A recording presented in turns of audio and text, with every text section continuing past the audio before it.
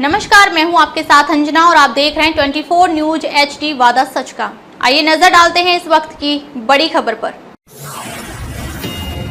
सभी आदरणीय बुजुर्ग और आधी संख्या में नजर आ रही हमारी माताएं, बहनें, प्यारी बेटियां, सबसे पहले तो मैं आप सबका बहुत बहुत धन्यवाद और आभार देना चाहूंगी, क्योंकि सजाव भाटपुर ने हमेशा समाजवादियों का साथ दिया है और आप सब ने अपनी बात को रखते हुए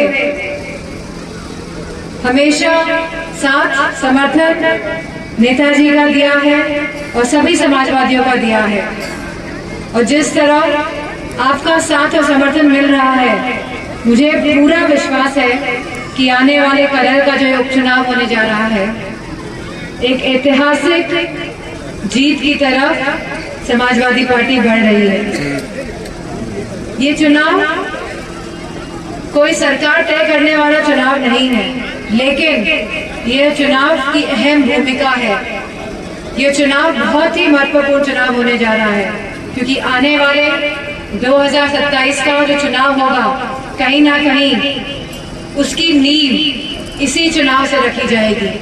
और क्योंकि स्वयं राष्ट्रीय अध्यक्ष जी करेल से विधायक थे और अब वो सांसद हैं और ये सीट खाली हुई है, तो मेरा आप सबसे यही कहना है कि यह चुनाव हम सबकी प्रतिष्ठा का चुनाव भी है और जितनी संख्या हम वोटों की इस चुनाव में बढ़ा ले जाएंगे, मैं समझती हूँ, क्योंकि भारतीय जनता पार्टी, हमने देखा है कि कितने बड़े बड़े नेता लोग यहाँ पे आ रहे हैं करेल में, और वो इस बात को समझ रहे हैं कि वो करेल से चुनाव नहीं जीत सकते हैं, लेकिन वो कहीं ना कहीं इस बात को सुनिश्चित करने में लगे हुए हैं कि वोट की संख्या जीत की कम हो जाए।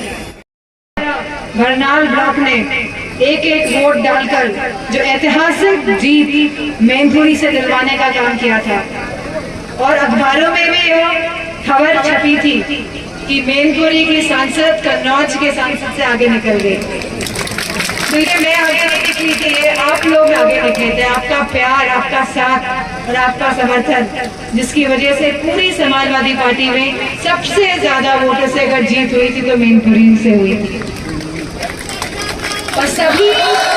और इसमें सभी समाज और सभी धर्म के लोगों का साथ रहा था।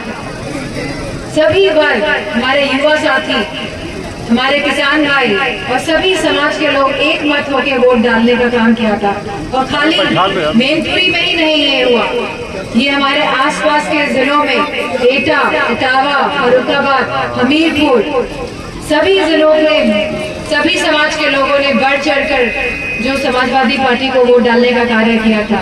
और जो माननीय राष्ट्रीय अध्यक्ष जी की जो रणनीति थी, पीडीए की रणनीति, जहां उन्होंने सबको जोड़ने का काम किया और सबको, सभी समाज के लोगों को ताकत देने का काम किया, तो मैं समझती हूँ जहां पीडीए की रणनीति मजबूती से पूरे प्रदेश में फैल रही है, वहीं हमको देखने को मिला है कि किस तरह बड़े बड़े नेता किस तरह की बातें कर रहे हैं, काटने की बात कर रहे हैं, बांटने की बात कर रहे हैं, नकारात्मक राजनीति की बात कर रहे हैं, क्योंकि ये लोग कभी जोड़ने की बात कर ही नहीं सकते हैं। और इस तरह की बातें करके वो ये साबित कर रहे हैं कि अब उनके हाथों में कुछ भी नहीं रह गया है। वो डर गए हैं भय के कारण, क्योंकि उनका वोट अब बचा नहीं है। क्योंकि उत्तर प्रदेश के परिणाम जो रहे हैं, आप सब जानते हैं कि हम कितने सांसद जीत के आए हैं। महिलाएं बताएं कितने सांसद जीत के आए हैं, सांसद जीत के आए हैं। और इसी के साथ उत्तर प्रदेश में कौन से नंबर की पार्टी बन गई बताइए?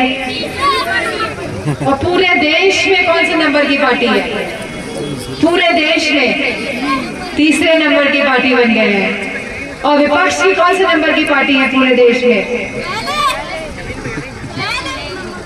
विपक्ष की दूसरे नंबर की पार्टी समाजवादी पार्टी बन के उभरी है। और यह सब इसीलिए मुमकिन हो पाया है क्योंकि जो हमारे आदरणीय श्रद्धेय नेताजी हैं, जो उन्होंने हमें विचार और सिद्धांत जो दिए हैं और जिस भावनाओं के साथ उन्होंने इस सरजमीन को जो सींचा है और आप सब ने जो उनका साथ दिया है, मैं समझती हूँ उनके आदर्शों और उनके विचारों को आगे ले जाना ही अब हमारी जिम्मेदारी और अब हमारा कर्तव्य है। जहाँ जोड़ने की बात करी, सभी समाजों को साथ लेके जाने की बात करी और आप लोगों ने उनको भरपूर समर्थन दिया और आज राष्ट्रीय अध्यक्ष जी ने जो समाजवादी पार्टी को आगे बढ़ाने का काम किया है। जो विपक्ष के लोग हैं वो पीढ़ियों की बात करते हैं कि नहीं करते हैं, परिवार की बात करते हैं कि नहीं करते हैं। अब बताइए, अगर पीढ़ियां और परिवार ही नहीं होगा तो ये भावात्मक जो रिश्ता हमारा आपसे जुड़ा है वो कैसे हो सकता है। खबरों में अब तक के लिए बस इतना ही। फिर होगी आपसे मुलाकात एक ऐसी ही बड़ी खबर के साथ। तब तक के लिए नमस्कार और देखते रहिए 24 न्यूज HD वादा सच का। अगर आपको वीडियो पसंद आया हो तो लाइक करें व चैनल को सब्सक्राइब करें। ऐसे ही लेटेस्ट अपडेट पाने के लिए बेल आइकन प्रेस करना ना भूलें। अगर आप हमारी खबर को फेसबुक के माध्यम से देख रहे हैं तो हमारे पेज को फॉलो जरूर करें। धन्यवाद।